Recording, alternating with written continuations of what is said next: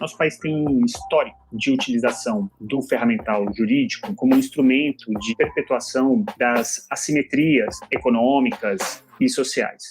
Mas o direito é mais que isso. O curso de Direito da Unifesp é o primeiro curso público e gratuito de Direito criado na região metropolitana de São Paulo em quase 200 anos.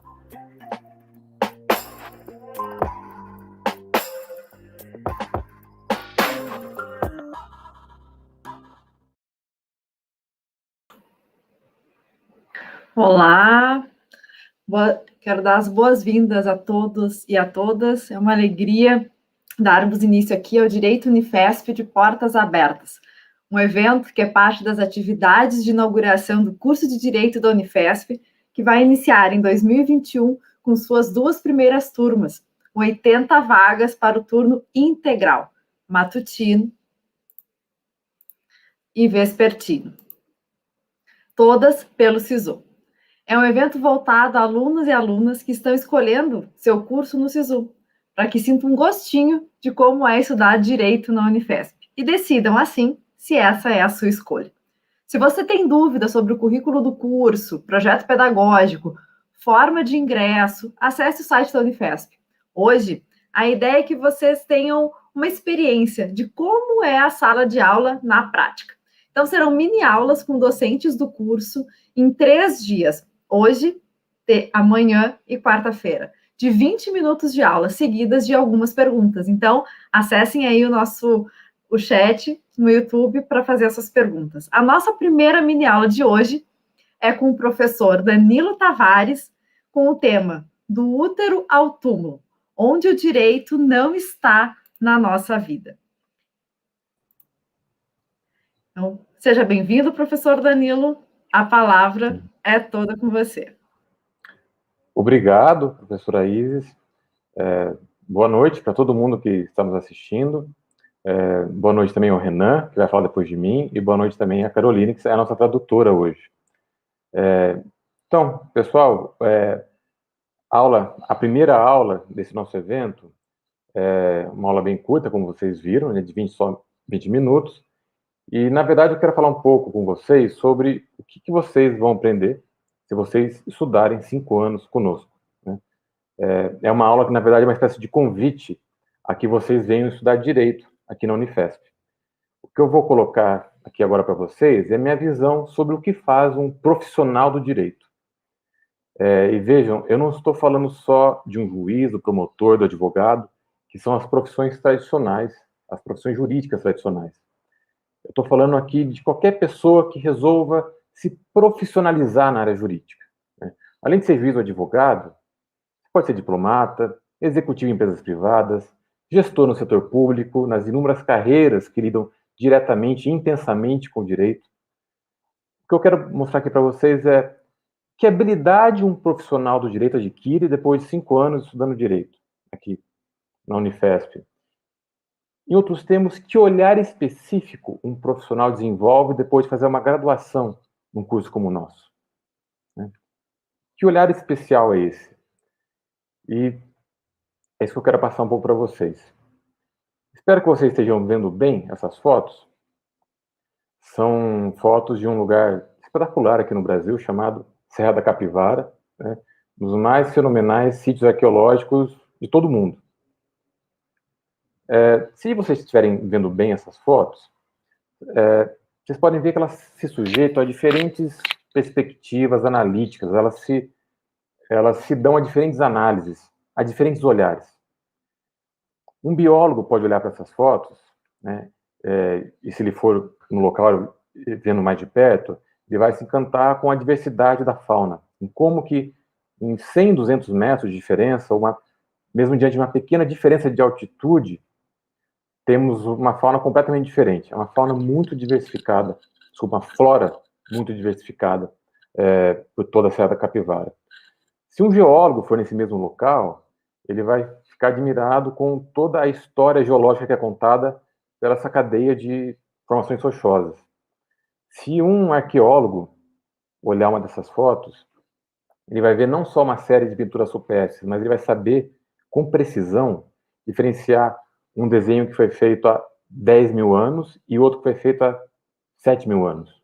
O que é um olhar leigo talvez possa ser indiferente, pode parecer para a gente que é tudo a mesma coisa, para um arqueólogo isso vai ser bem diferente. Qual seria o olhar do profissional do direito?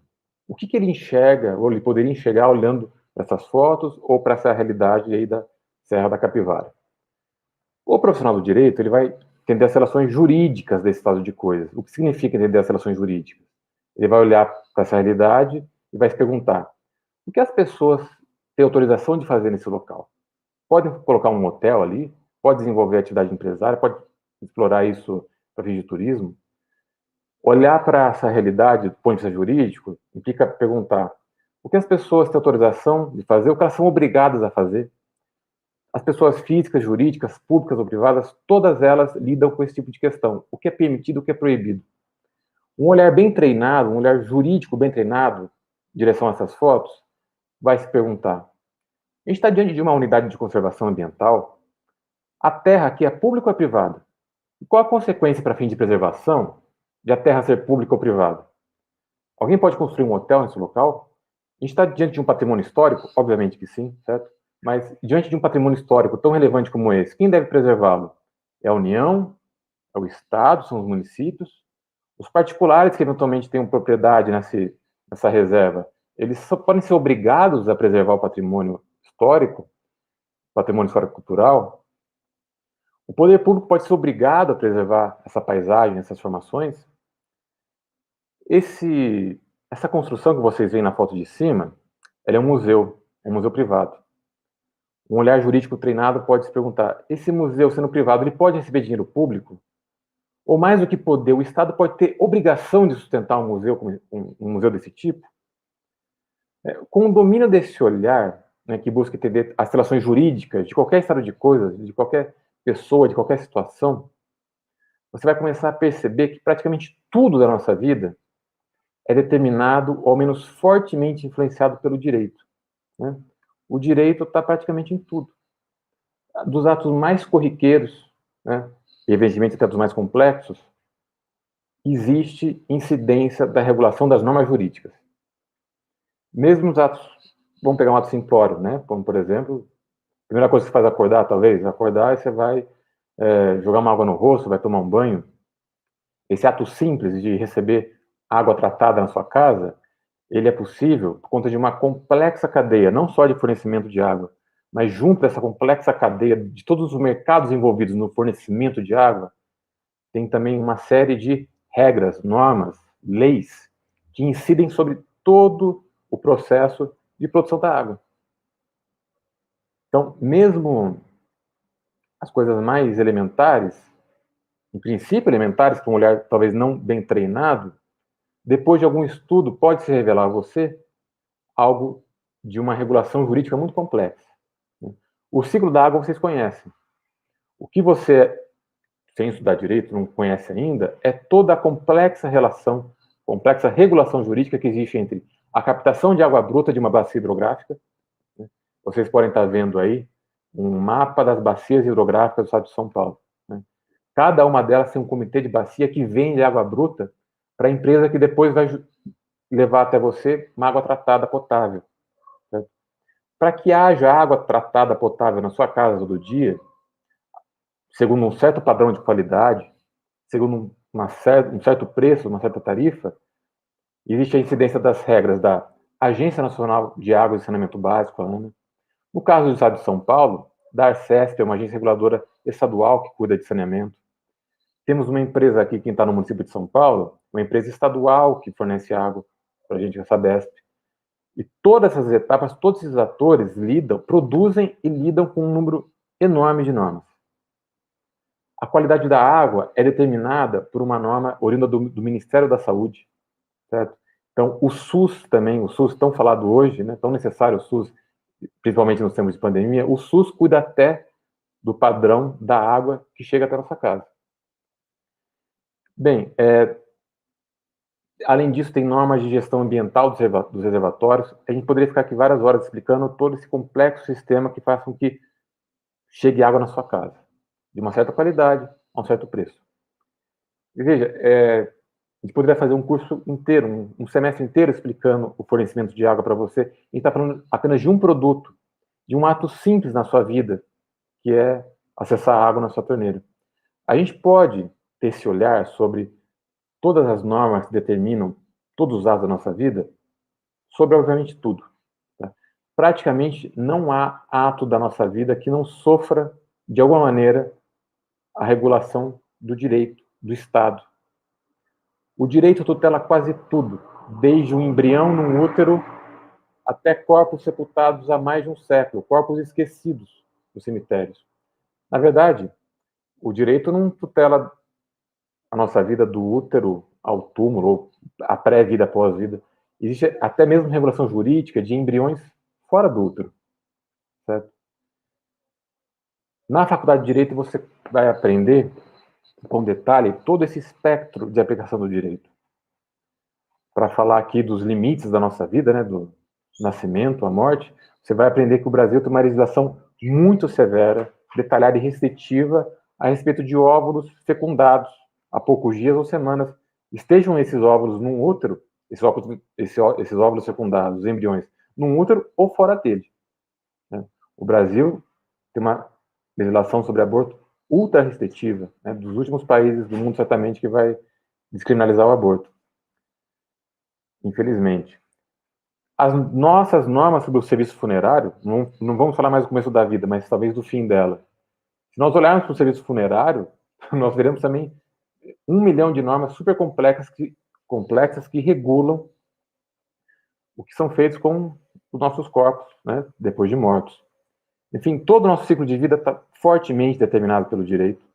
Se ele não determina tudo de maneira absoluta, ele tem uma grande influência sobre como toda a vida social se desenvolve.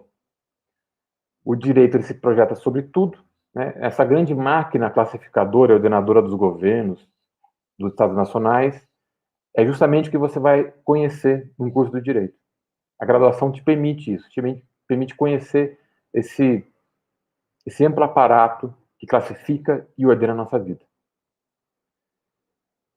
Essas regras, né, essas regras tão abrangentes, tão intensas que determinam a nossa vida, elas são tão cruciais para não só o entendimento não só você como estudante, para entender o mundo, mas também elas são tão cruciais na vida que nós levamos, que eu diria assim, fundamental, né, não só para quem quer trabalhar com direito, mas quem quer conhecer um pouco mais do país, do nosso mundo, entender um pouco mais do direito, certo?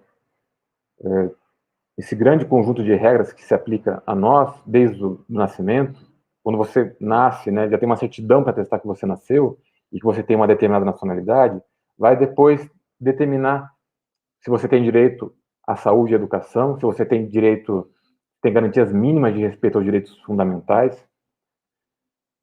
Se você nasce em outro país, se você tem outra nacionalidade, se a certidão de nascimento é de outro tipo que te dão, porque você está em outro país, certo?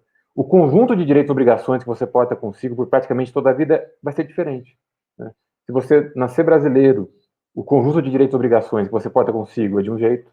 Se você nasce em outro país, tem outra nacionalidade, esse conjunto de direitos e obrigações que vai acompanhar durante toda a vida vai ser um pouco distinto. Certo? É um conjunto complexo de relações jurídicas, do que é proibido, do que é permitido, do que é lícito, do que é ilícito.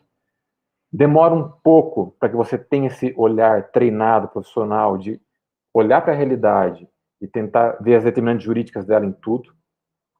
Mas eu acho que no nosso curso de Direito você vai conseguir aprender isso.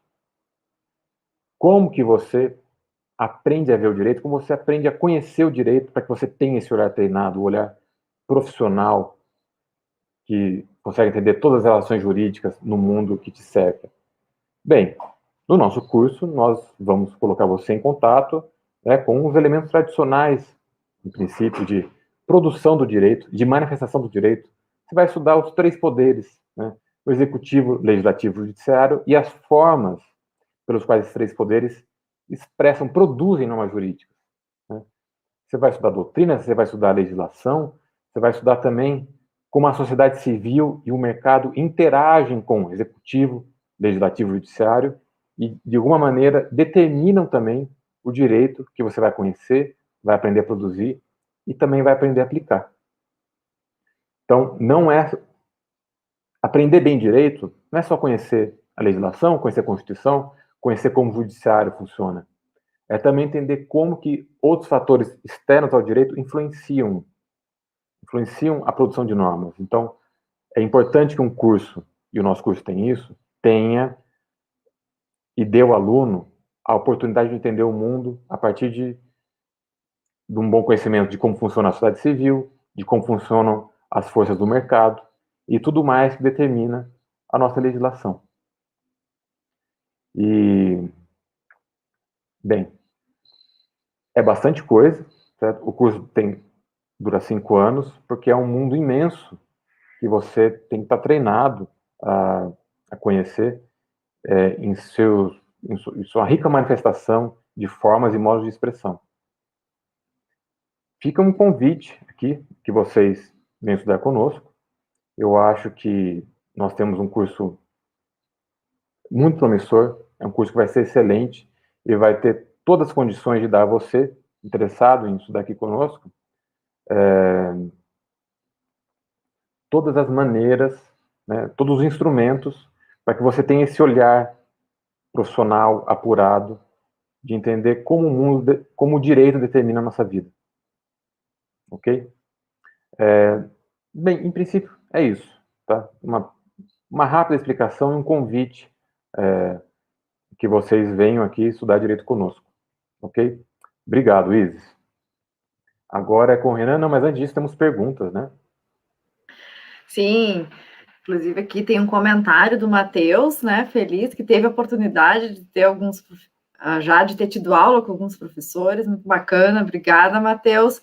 E sim, agora nós temos um momento das perguntas. Então, quem ainda não passou a sua pergunta ali no chat, por favor, encaminhe para que a gente possa compartilhar aqui e conversar um pouquinho mais com o professor Danilo depois dessa sua aula que apresentou tantos conceitos interessantes. E uma pergunta, professor Danilo. Se eu fizer o curso de Direito, que carreiras eu posso seguir? Excelente pergunta e talvez das mais comuns, né? Porque realmente é das que mais preocupam os interessados em seguir um curso de Direito. O que não falta é carreira para seguir. O que não falta é carreira para ser seguida por quem se forma em bacharel em Direito. Bem, tem as carreiras tradicionais, né? Por exemplo, só pode prestar concurso para ingressar na magistratura, para ser juiz ou juíza, para ser promotor ou promotora de justiça, ingressar no Ministério Público. A pessoa pode exercer advocacia, mas ela pode ser defensora pública, né, que na verdade exercer advocacia, mas voltado a um público que necessita dessa assistência paga pelo Estado. Mas há inúmeras outras carreiras que são enormemente beneficiadas pela pessoa que se profissionaliza, né, numa graduação em Direito. Então, tem desde as mais recorrentes, como, por exemplo, pertencer ao Corpo Diplomático Brasileiro, né, ser diplomata, ir para o Itamaraty. E mesmo coisas como, repito, né, existem inúmeras carreiras do Estado, né, que não são exclusivas para quem faz Direito, mas se você faz Direito é mais fácil acessá-las.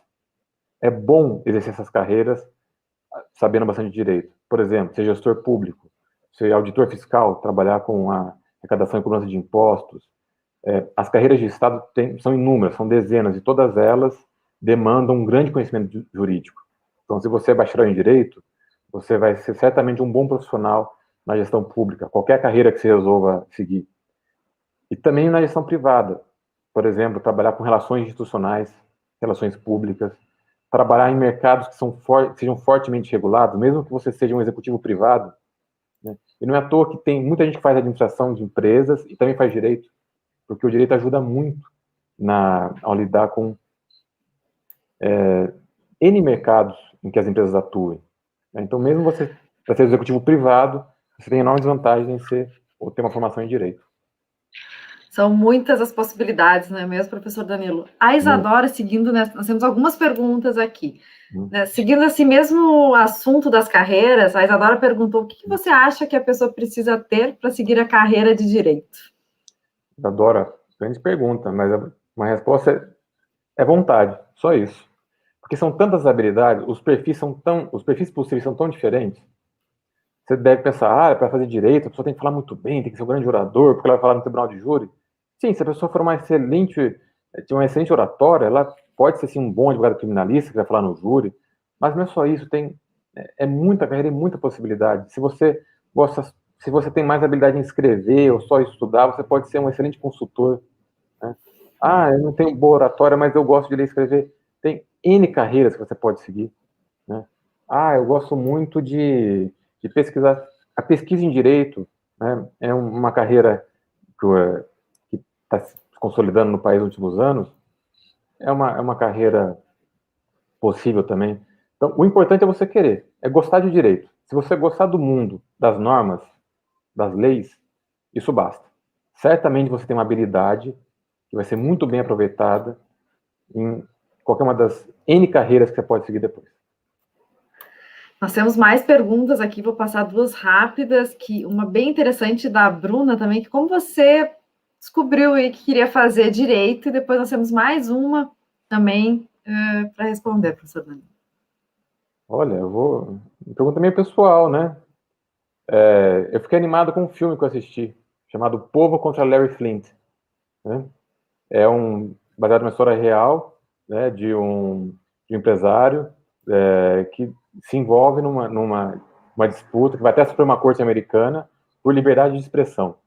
Eu achei muito legal a figura do advogado dos direitos civis, né? No Brasil a gente poderia traduzir, o advogado dos direitos humanos, talvez.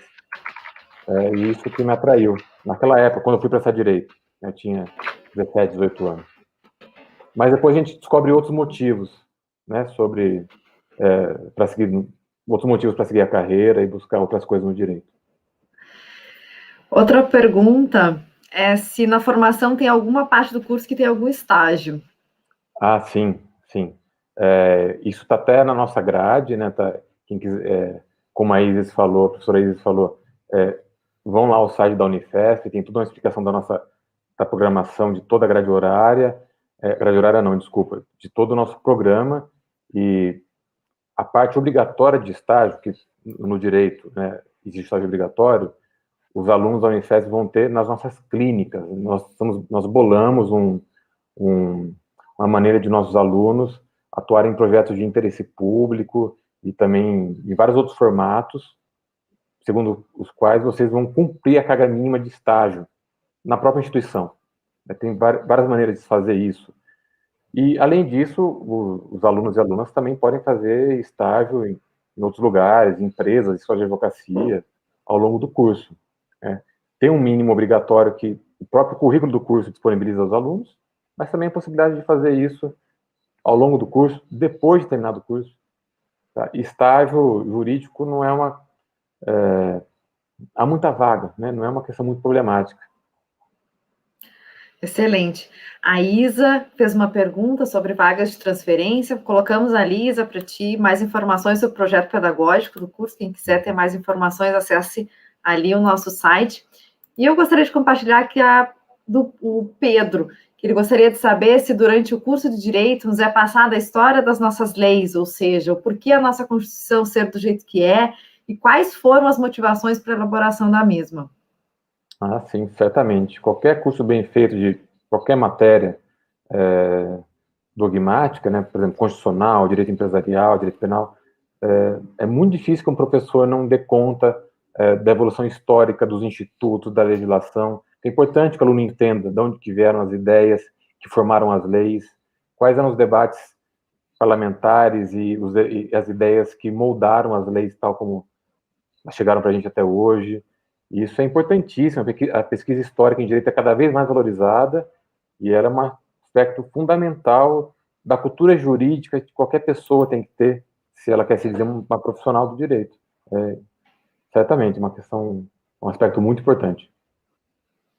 Excelente. Então, para mais informações, acessem lá o site, que está ali disponível para vocês. E, professor Danilo, muito obrigado pela sua excelente mini aula, que só um gostinho, né, do que os alunos podem esperar das aulas do professor Danilo no curso de Direito, professor Danilo, que é da área do Direito Administrativo e do Direito Econômico. Então, professor Danilo, obrigada. Nós vamos passar agora, de imediato, para a fala do professor Renan Quinalha, que vai hoje conversar conosco também. E nós vamos também fazer uma troca de intérprete. Caroline, obrigada por enquanto. E o Vinícius vai estar conosco agora, nesse momento. Obrigada, Vinícius. Então, professor Renan Quinalha será o nosso próximo professor dessa nossa segunda mini-aula do dia, com o tema: para que servem os direitos humanos? A palavra, Renan. Olá para todo mundo que está nos acompanhando aí. Queria dizer que é uma alegria enorme para a gente, do Corpo Docente de Direito da Unifesp, poder apresentar um pouco do nosso curso para vocês, né, e deixar esse convite para que conheçam mais, para que venham estudar com a gente. A gente está já há alguns anos trabalhando, né, na concepção, na implementação desse curso, com muita gente que também está aí acompanhando, então, para a gente é um prazer enorme. Então, quero agradecer a professora Isis pela mediação. Vou falar depois do professor Danilo também, que deu uma introdução bastante interessante dos vários momentos em que o direito está na nossa vida, que é praticamente nela inteira. Agradecer ao pessoal também, Vinícius, que está nos acompanhando, e a Caroline com a interpretação em Libras. E a minha fala, eu escolhi esse tópico de direitos humanos, um recorte específico aí de direitos humanos, por várias razões. Primeiro, porque os direitos humanos, eles, não é só porque é uma área de que eu gosto mais, que eu tenho mais proximidade, né, nas minhas pesquisas, no meu interesse acadêmico e profissional, né, não é só puxar a brasa para a minha sardinha, mas é porque os direitos humanos, né, assim como o professor Danilo estava trazendo aqui anteriormente, ele está em vários momentos da nossa vida. E muitos dos direitos que o professor Danilo trouxe aqui são considerados direitos humanos. Então, os direitos humanos, eles estão frequentando a nossa vida em vários momentos, e esse é um tópico que eu queria aprofundar um pouco mais aqui, porque muitas vezes a gente não tem essa dimensão e a gente vê direitos humanos de um modo muito reduzido. Mas, além disso, eu acho que é importante a gente falar de direitos humanos no evento de apresentação do nosso curso, porque o nosso curso, ele privilegia bastante a dimensão dos direitos humanos. Então, essa é uma área importante, ela é transversal no nosso curso, ou seja, os direitos humanos, eles dialogam e eles atravessam diferentes áreas do direito. É impossível falar de direito civil, de direito penal, de direito trabalhista, né, se a gente não falar de direitos humanos. E uma outra razão e última, eu acho, para essa escolha aqui, que vale ressaltar, é que os direitos humanos, eles estão presentes em falas das mais diversas. Então, a gente vê líderes mundiais falando de direitos humanos, governos de direita falando de direitos humanos, governos de esquerda falando de direitos humanos, movimentos sociais, partidos políticos, ou seja, associações da sociedade civil de modo geral. A gente vê que os direitos humanos, eles são utilizados, e são falados, e são discutidos desde essas altas instâncias do poder até os grupos de WhatsApp, de família, né, que tem aquele tio que vai mandar aquele meme, aquela mensagem sobre direitos humanos. Então, ele está em toda parte. E por isso que eu acho que é importante a gente falar um pouquinho dele aqui. Evidente que não vai dar para aprofundar, explorar toda a complexidade do que é esse tema dos direitos humanos, mas acho que dá para a gente pensar algumas coisas, e eu selecionei uma meia dúzia de frases que eu chamaria de frases clichês, porque são um pouco lugares comuns que muitas vezes a gente escuta quando se fala de direitos humanos, para, a partir delas, a gente construir aqui um conhecimento, um debate, e aprofundar um pouco mais a nossa visão sobre direitos humanos. Uma delas é a ideia, ou essa frase de que os direitos humanos são naturais e universais, ou seja, os direitos humanos, eles são algo que nós temos acesso e nós devemos ter acesso e usufruir simplesmente pelo fato de pertencermos à espécie humana. Haveria quase que uma pertença biológica aí, a esse campo dos direitos humanos, atrelado à nossa condição de seres humanos. E seriam universais porque eles atravessariam todas as culturas, ou seja, não importa se a pessoa está num país lá da África, da Ásia, da América Latina, da Europa, com culturas muito distintas, valores muito distintos, mas a ideia de direitos humanos seria algo que valeria para todo mundo, simplesmente pelo fato de ser humano.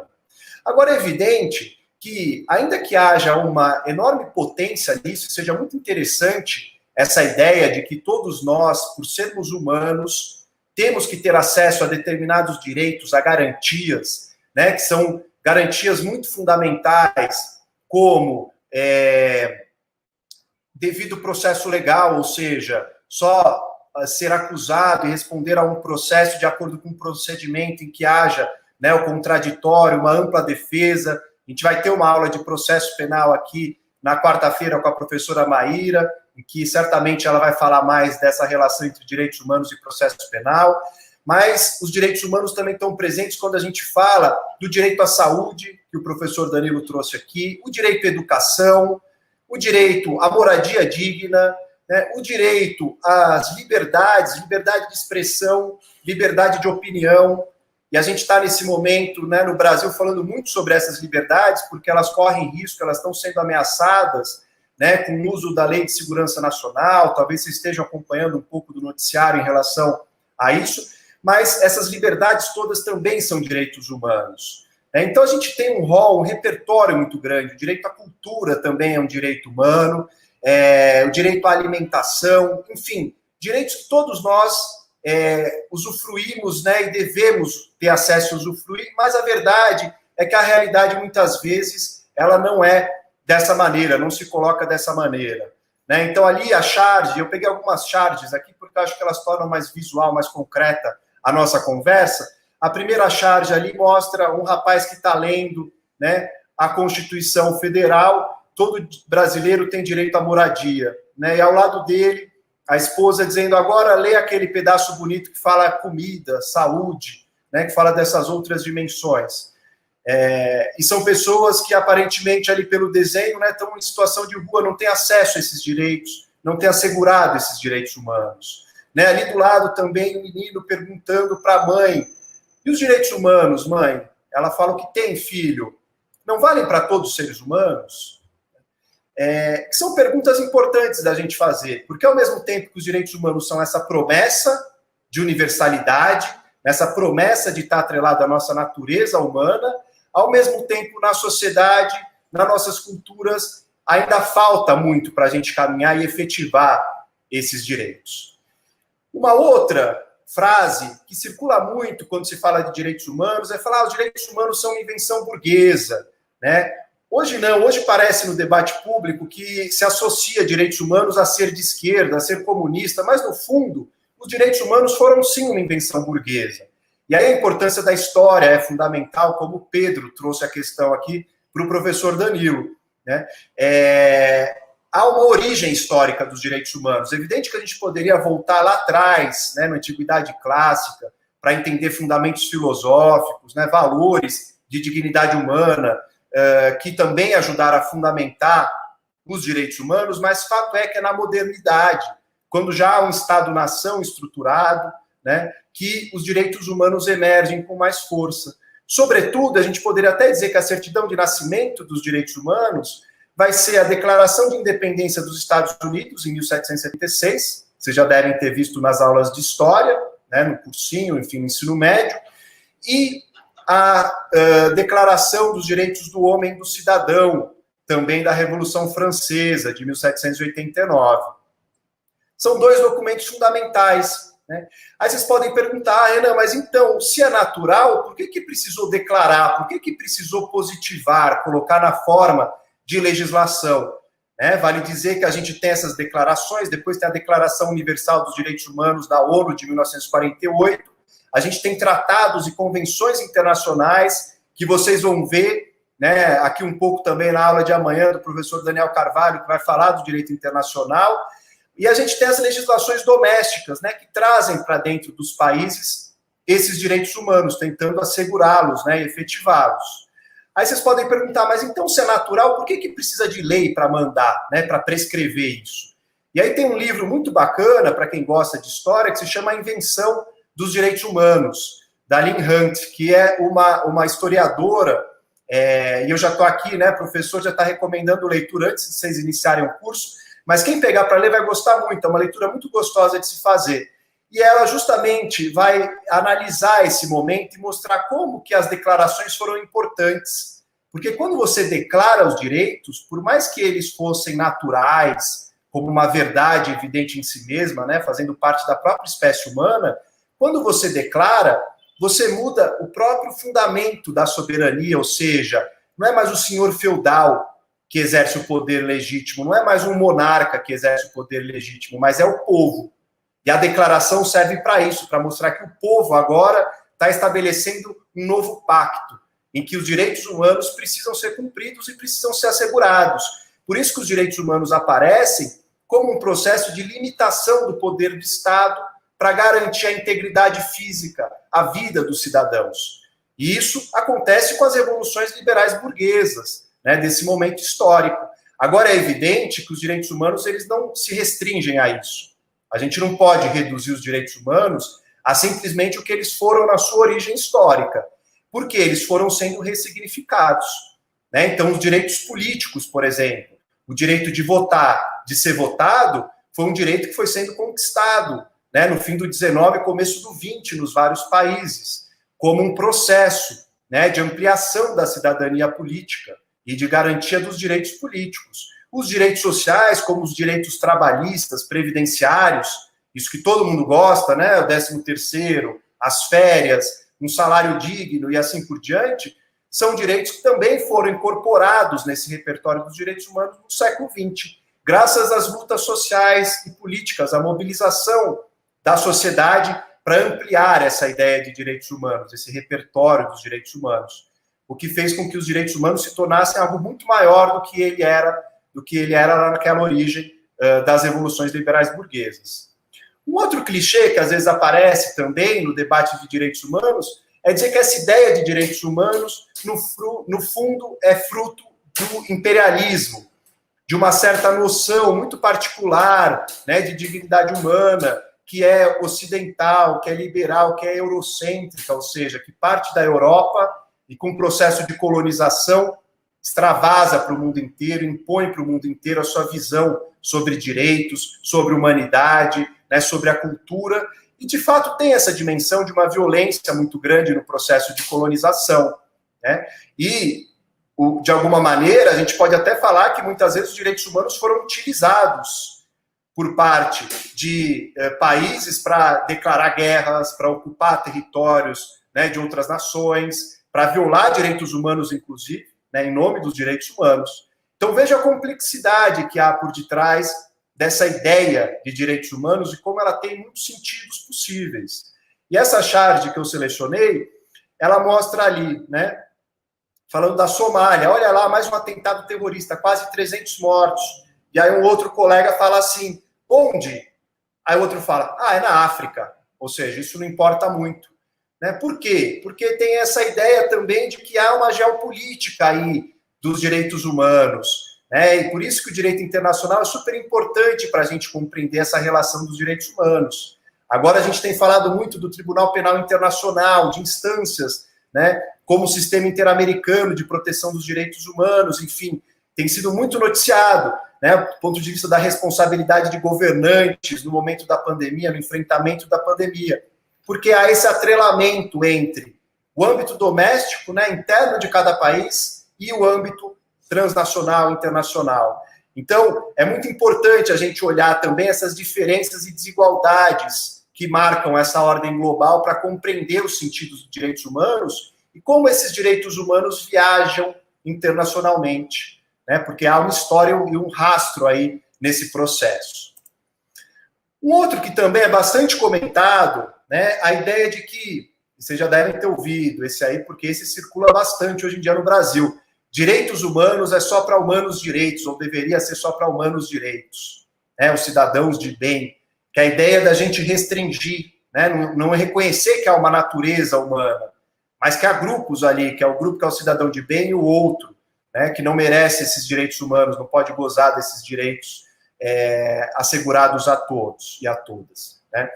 E há essa incompreensão muito grande, porque muitas vezes se reduziu o debate sobre direitos humanos, que, como eu estava dizendo para vocês, passa por vários momentos da nossa vida, né? E nenhum de nós gostaria de renunciar dos nossos direitos humanos, né? Quem não quer ter um 13º e férias quando trabalha?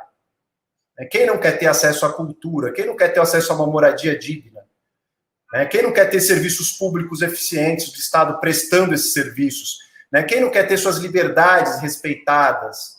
Liberdade de crença também, liberdade religiosa, que são todos direitos humanos. Todo mundo quer. Mas houve um processo no Brasil, sobretudo no período da redemocratização, do final da ditadura para cá, de restrição dos direitos humanos como direitos de bandidos, uma discussão da segurança pública. E eu não vou aprofundar isso porque a professora Maíra vai tratar desse tema na quarta-feira. Mas é importante a gente tocar aqui nesse ponto, porque muitas vezes a gente faz essa redução nos direitos humanos, no debate público, midiático, às vezes um debate que não tem muita substância, não aprofunda, e acaba passando direitos humanos como algo que é indesejável, porque é um privilégio de bandidos, entre aspas, o tal do pessoal dos direitos humanos, que a Xuxa falou recentemente agora numa live, essa semana vocês devem ter acompanhado, como se esse pessoal dos direitos humanos só defendessem os bandidos, quando, na verdade, o que se defende, não é a ideia de um crime, o que se defende é o devido processo legal, é a legislação, são os direitos humanos de todas as pessoas, indistintamente, para justamente fazer valer essa pretensão, essa promessa de universalidade dos direitos humanos, que é uma das coisas mais bonitas que a humanidade construiu. Essa ideia de que somos todos iguais, que podemos ser todos iguais. Isso é uma coisa muito bonita, como um princípio, como um valor. Então, a charge mostra aí, um rapaz ali também em situação de rua falando o que é direitos humanos. A outro responde, é um lance de tortura, sei lá. Porque essa é uma visão muito comum, de que direitos humanos têm uma relação só específica com segurança pública, com cometimento do crime, quando, na verdade, direitos humanos é muito mais amplo do que isso. E a outra charge aí é uma provocação com a ideia de muitas pessoas que dizem que são contra os direitos humanos, que é uma breve fábula sobre direitos humanos. Aí são dois animais, ali, dois cachorros conversando, e um diz ali, sou contra os direitos dos animais. Porque há um certo paradoxo aí, um contrassenso. Como que você é contra os direitos seus próprios? De que modo é possível entender isso? Justamente por uma dificuldade de compreender o que é esse repertório, esse espectro dos direitos humanos. Porque se as pessoas tivessem mais informação, mais acesso, o debate fosse mais qualificado, as pessoas teriam muito provavelmente uma visão um pouco mais ampla, sobre o que são os direitos humanos e da importância deles na nossa vida, no dia a dia.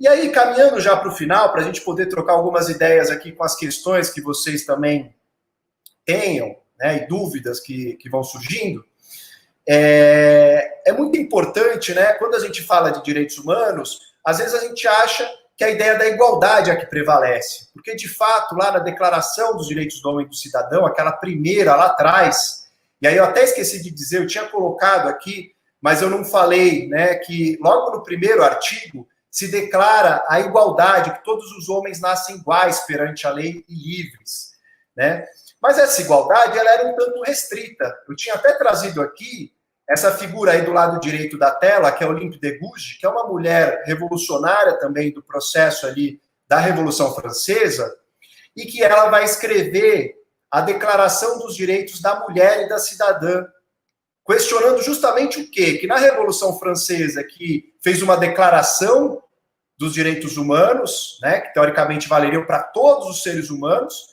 mas não valeria, por exemplo, para os habitantes das colônias, daquele momento. Não valeria também para escravos, não valeria também para as mulheres, vários grupos sociais que não estavam abrangidos na ideia de humanidade. E ela vai fazer a Declaração dos Direitos da Mulher e da Cidadã, já chamando a atenção para essa fratura, desse sujeito de direito universal, como se fosse um sujeito de direito abstrato, que não tem classe social, que não tem etnia, que não tem raça, que não tem gênero, que não tem sexualidade, e ela vai ser guilhotinada em 1793, pouco tempo depois, por questionar os rumos que estavam sendo tomados ali e a falta da representatividade do reconhecimento da mulher nesse processo. Então, notem como o direito envolve uma série de dimensões, do ponto de vista histórico e político para a gente pensar, né? Na construção da própria ideia de humanidade, para dizer quem faz parte, né, dessa noção de humanidade, a gente já tem aí muitos dados culturais, muitas informações, né, que dizem respeito aos conflitos políticos, às relações sociais, e acho que essa é uma marca importante do nosso curso de Direito da Unifesp, né, que é primar por esse caráter transdisciplinar do conhecimento do direito. Saber direito, como o professor Danilo trouxe aqui logo antes, não é só uma decoreba, né, decorar as leis ali, reproduzir o texto da lei, mas é justamente ter a dimensão da complexidade que esses conflitos jurídicos, que essas questões encerram. Cada ramo do direito, assim como eu estou falando aqui dos direitos humanos, mas todos os outros também são atravessados por várias dessas questões, né? E por isso que o conhecimento da antropologia, da sociologia, da filosofia, né, da história, são fundamentais como diálogos importantes para o direito, e inclusive da matemática, né, do ponto de vista metodológico, e o professor Ivan vai falar amanhã também aqui numa outra aula sobre a importância da matemática nas pesquisas empíricas em direito. Então, é muito importante a gente ter esse olhar mais amplo. E aí, terminando, eu estava dizendo que essa ideia da igualdade é muito forte, portanto, né, no nascimento dos direitos humanos. Mas fato é que foi se mostrando a ideia de uma igualdade formal, ou seja, de todo mundo ser igual perante a lei, foi se mostrando muito limitada por um processo em que a igualdade material, né, na prática efetiva, mostrava que, no fundo, as pessoas não eram iguais. Nem todo mundo tinha acessos iguais à cultura, à educação, aos recursos de poder, à política e assim por diante. Né? Então, esse contrassenso entre uma igualdade formal, que está garantida na lei, e uma igualdade material inexistente na realidade, vai mostrando uma distância muito grande, né? E questionamentos que vão aparecendo. Então, grupos que vão começando a dizer o seguinte: olha, nós queremos sim igualdade, mas também é preciso reconhecer a nossa identidade específica.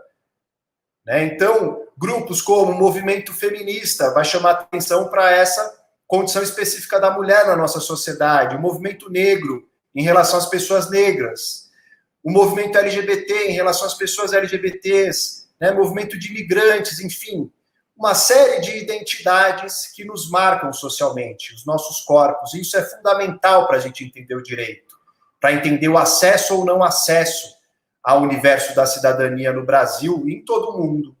Né? Então, isso é muito importante. E tem um autor, né, bastante central nos debates sobre sociologia do direito, que certamente vocês vão ver se vierem estudar com a gente na Unifesp, mas também em outras faculdades de direito, que é o Boaventura de Souza Santos, um autor português, e que ele vai ter uma elaboração, né, sobre direitos humanos com uma ideia multicultural, ou seja, de entender os direitos humanos também, né, como algo mais amplo do que uma única versão sobre dignidade humana, mas entendendo as várias visões possíveis de culturas diferentes, de momentos históricos diferentes.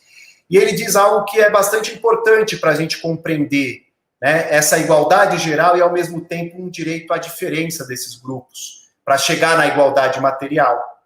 Que ele diz que nós temos o direito à igualdade quando a diferença nos descaracteriza. Perdão, temos o direito à igualdade quando a diferença nos inferioriza, ou seja, quando a diferença nos coloca numa posição subalterna, numa posição inferior. E nós temos o direito à diferença quando a igualdade nos descaracteriza, porque a igualdade pode apagar essas determinações, essas marcas concretas que nós temos. E isso é muito importante considerar. Então, por isso que os direitos humanos precisam ter esse olhar ao mesmo tempo, né? Os debates sobre direitos humanos precisam levar em conta essa igualdade formal e a busca dessa igualdade material e todos esses marcadores sociais da diferença que a gente chama, né, que é classe social, raça, sexualidade, gênero, etnia, religião e assim por diante. Então, esse é um pouco o que eu tinha preparado para essa conversa nossa aqui hoje. E aí eu fico à disposição para a gente seguir trocando algumas ideias para as questões de vocês aqui e reforço o convite, né, para que vocês conheçam mais do nosso curso, entrem no site e a gente está à disposição também para tirar dúvidas, né, através do e-mail de contato que vocês têm no site também. Depois, caso vocês a estudem, vejam com calma, leiam e queiram tirar dúvidas, a gente está à disposição para essa conversa com vocês também. Obrigado. Excelente, professor Renan. Algumas perguntas aqui, como é lindo ver essa conexão que o direito faz com várias áreas, com as ciências, é realmente incrível olhar para tudo que vocês estão nos apresentando, essas inúmeras possibilidades de leituras, de carreiras, enfim, são realmente um caminho muito longo e muito bonito que o direito pode proporcionar a quem escolher estar aí nesse espaço. A gente tem uma pergunta muito legal da Mai, diz assim, muitos não sabem nem dos direitos que têm, não têm acesso a isso. Você acha que deveria ser ensinado isso nas escolas e não só em uma faculdade? Sem dúvida, mas uma excelente questão e a gente precisa, né, incentivar. É evidente que já há conteúdos de educação e direitos humanos que atravessam já o currículo básico, né? Então, isso já tem que estar presente nas escolas, né? Enfim, desde o ensino básico, ensino fundamental, ensino médio. É preciso já, né, pela nossa legislação educacional, incorporar esses conteúdos. Mas, sem dúvida, ainda é muito pouco. A gente precisaria avançar muito mais do ponto de vista da gente conseguir criar mesmo, né, uma consciência de cidadania, que é muito importante para que a gente consiga efetivar esses direitos e tirá-los do papel. O Brasil tem uma Constituição de 1988 que ela é muito importante, né, que dispõe sobre muitos direitos humanos. Né? Ali a gente tem uma legislação que é uma das mais avançadas do ponto de vista da garantia de direitos individuais, de direitos sociais, mas, infelizmente, ela ainda vale, né, ela ainda só é efetivada por uma parcela muito pequena da nossa população. E, sem dúvida nenhuma, uma das restrições que a gente tem, além da desigualdade, né, econômica, social no Brasil, regional, a dificuldade de acesso à justiça, sem dúvida nenhuma, é a falta de conhecimento desses direitos. Então, é muito importante que a gente consiga dialogar mais sobre direitos, né, e isso é algo que nós, da Unifesp, também, né, temos pensado como um centro do curso, as atividades de extensão, né, que é justamente poder dialogar com a sociedade, né, sobre esses conteúdos, poder incentivar projetos para conhecimento, ampliação desse conhecimento sobre o universo do direito. Ótimo. Outra pergunta aqui, muito bacana, do Érico. Qual é a diferença entre os direitos humanos e os direitos fundamentais? Desculpa, isso cortou aqui. Opa. O Érico... Isso. Tá ótimo, apareceu na tela. Érico, é uma excelente questão, que essa daí já dá para deixar ali para o começo do curso. Tem todo um debate sobre a diferença entre direitos humanos e direitos fundamentais. Para alguns autores, vocês sempre vão ver isso, né, que parte da doutrina, então das pessoas que estão dedicadas a estudar o tema, vão entender que são uma e a mesma coisa, que não haveria essa diferença. Outra parte vai dizer que há sim uma diferença, que os direitos fundamentais, né, seriam os direitos humanos positivados, incluídos no ordenamento jurídico, né? Mas ambos aí, para essa nossa conversa inicial, a gente pode ter que eles falam da mesma coisa, né? Ambos têm como finalidades, tanto os direitos fundamentais como esses direitos humanos, que tem um ponto de intersecção, de cruzamento muito grande, né? Tem como finalidade assegurar a dignidade humana, né? São os direitos fundamentais aí, os direitos humanos mesmo, para a gente conseguir concretizar a dignidade humana de todos os cidadãos. Mas essa é uma questão importante, tem todo um debate em torno dela na teoria dos direitos humanos e dos direitos fundamentais. Excelente. Várias mensagens aqui que estão sendo colocadas na tela, várias pessoas interessadas no curso, venham para o curso de Direito da Unifesp, com certeza um curso pensado e estruturado com muito cuidado para que seja um grande curso. Não sei se vocês querem falar mais alguma coisa, Danilo, Renan. Tem uma pergunta legal aqui do Cleiton, que eu vou aproveitar. Então, já chegou agora. Qual é o limite do alcance dos direitos humanos? Só questões ótimas vocês estão trazendo aqui. Exatamente. E valeria aí um curso inteiro para a gente pensar, discutir e refletir. Sem dúvida, Cleiton, eu acho que essa é uma das principais questões quando a gente fala dos direitos humanos, entender quais são esses limites, né, para o alcance dos direitos humanos, porque isso é uma coisa que chama atenção, né, e isso chama atenção em toda a faculdade de Direito, porque em geral a gente vai na faculdade de Direito e a gente olha no curso, estuda legislações ali e tal, e aí quando a gente olha para a realidade, a gente vê que a realidade é muito diferente daquilo que a gente está vendo no texto, no código, na Constituição. Né, tem um pouco essa distância, né, entre o direito ali na prática e o direito na lei, o direito na legislação formal. Então, acho que isso é um tema muito caro aí, que certamente você vai transitar no campo da sociologia do direito, nas disciplinas, né, que dialogam com essa área, que é o tema dessa efetividade, as dificuldades da gente tornar o direito efetivo. Né, sair só desse plano da previsão legal, formal, e trazer para a realidade, né, conseguir efetivar. E aí a gente tem uma série de bloqueios e de dificuldades, né? Eu mencionei alguns de desigualdade num país como o Brasil, né? Então pense que, quando a gente estava falando de direitos humanos, revoluções liberais, lá na Europa, nos Estados Unidos, o processo, né, de independência, no Brasil a gente estava vendo uma sociedade ainda convivendo com a escravidão de pessoas negras, né? Então, veja como né, um princípio de igualdade liberal, e se falava que tinha liberalismo, né, Constituição de 1824, no país e tudo mais, mas se convivia com a escravidão. Como havia igualdade entre todos e todas, se você tem escravidão de um grupo enorme de pessoas? Né? Então, é sempre importante esse olhar e essa pergunta que você traz, né, para a gente olhar os limites nesse processo de efetivação de direito, porque essa, sem dúvida nenhuma, é uma das reflexões que mais precisa incomodar e perturbar alguém que trabalha com direito. É pensar justamente por que na prática esses direitos não são efetivados. E aí a gente tem uma parcela de responsabilidade em dar respostas para isso também. Perfeito, professor Renan. Tem uma pergunta muito legal da Roberta. Quais são as possíveis carreiras para seguir na área dos direitos humanos?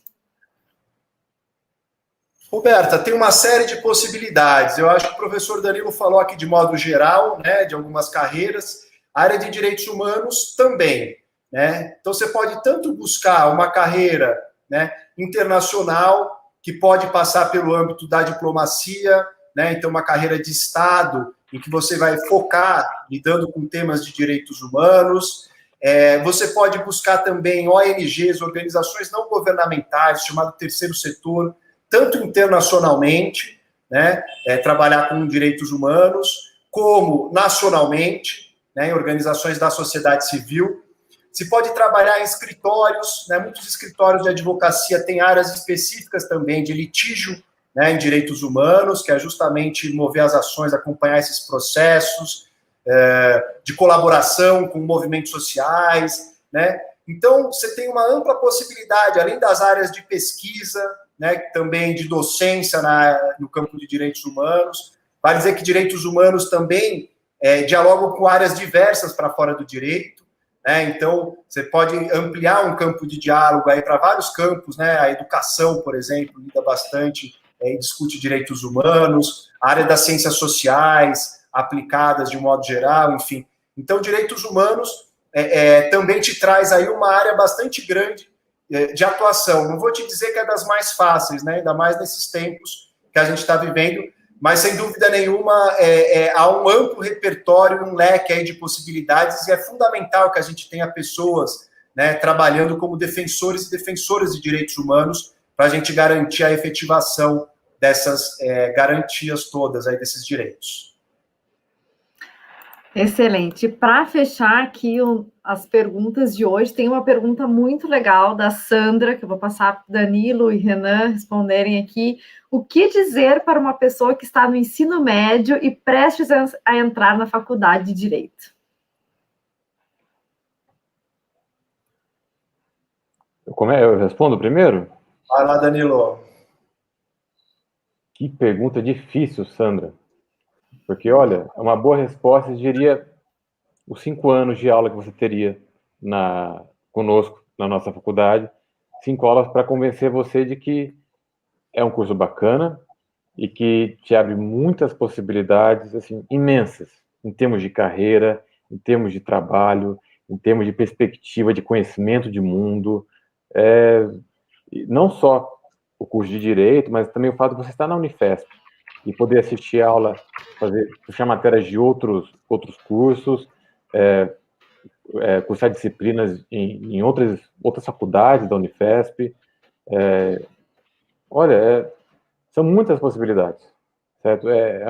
São muitos campos e, na verdade, eu jogaria a pergunta de volta.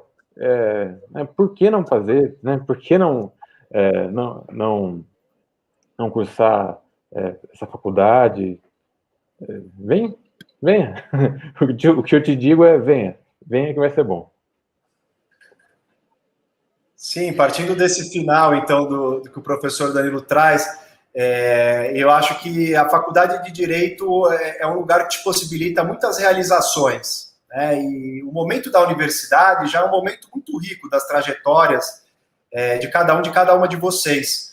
Entrar na faculdade, ainda que nesse momento pandêmico, em que tudo esteja, né, num momento que é bastante atípico, difícil, né, muito virtual, a gente está com essas telas todas, mas a gente está se preocupando muito em gerar um ambiente acolhedor, né? A Unifesp tem trabalhado muito nesse sentido de poder começar esse curso de uma maneira a que vocês se sintam acolhidos e acolhidas, né? Que haja uma interação também entre vocês, que vocês possam ir se conhecendo, porque é um momento muito rico das nossas trajetórias, né? A gente que já passou pela graduação, mestrado, doutorado hoje, né? Dá uma vontade enorme de poder voltar à faculdade de novo, aqueles 5 anos em que você está ali, que você consegue conhecer gente nova, que você vai nas festas, que você participa de iniciativas incríveis que tem no campus, e a universidade pública é muito rica nesse sentido, né? Eu acho que a Unifesp te propicia isso, como disse o professor Danilo, tanto a possibilidade de acessar outros cursos, disciplinas, né, cuidar mais da sua formação nesse sentido, mas também de iniciativas, né, de pesquisa, de extensão, de grupos acadêmicos, desde a atlética, para quem gosta de esporte, passa pela empresa júnior, para quem quer ter uma experiência mais voltada para o mercado, né, para outras iniciativas de centro acadêmico, para quem gosta da política estudantil, enfim, você tem uma série de possibilidades de vivência ali, né? Então é um ambiente muito rico. Eu acho que para quem está no ensino médio, acho que é possível encontrar no direito uma formação que é bastante importante, que te abre um campo profissional e que vai abrir muito sua cabeça também, seu olhar em relação ao mundo. Eu acho que é uma graduação, e a gente é um tanto suspeito para dizer, né, porque fizemos direito, mas estamos convidando vocês para um curso de direito, mas sem dúvida nenhuma é uma área que te possibilita muitos caminhos, né, possíveis aí e alternativos, né? Então você consegue dar vários passos, né, depois de uma graduação em direito, né? Tem gente que junta com áreas distintas, vai juntar com a área da saúde, da medicina, com a área de economia, né, e que vai fazer depois outra graduação, enfim, mas tem muitas possibilidades aí para além das carreiras forenses só, né, de juiz, promotor, advogados, que são as mais conhecidas, né, mas tem muitas possibilidades também, então acho que vale vocês considerarem com carinho aí, e acho que quem está aqui já veio conhecer um curso de direito, já deve ter um interesse mais específico na área, mas sem dúvida nenhuma, né, fica esse convite para fazerem aí a leitura, né, do site, ali dos documentos que a gente tem do curso ali, e também para assistirem às nossas próximas aulas aqui, amanhã e quarta, no canal da Unifesp, que vão abordar outros temas de outras áreas do direito, que vai ser bacana para vocês terem um olhar mais amplo também sobre o nosso curso. Excelente. Tem uma pergunta da Laura e depois eu vou convidar o professor Renan para responder direto lá no YouTube, porque nós já estamos aqui no nosso tempo, então depois Laura, vou passar para o professor Renan responder aqui e a gente pode continuar essa interação ali nos comentários do vídeo no YouTube, já que o vídeo vai ficar disponível ali no YouTube. Bom, com isso, nosso agradecimento super especial ao professor Danilo Tavares, da área de Direito Administrativo e Econômico, e ao professor Renan Quinalha, da área de Instituições Judiciais e Cidadania. Além disso, um agradecimento à Caroline e ao Vinícius por todo o apoio aqui na interpretação de Libras. E essa foi mais 2 mini-aulas do curso de Direito Unifesp de Portas Abertas.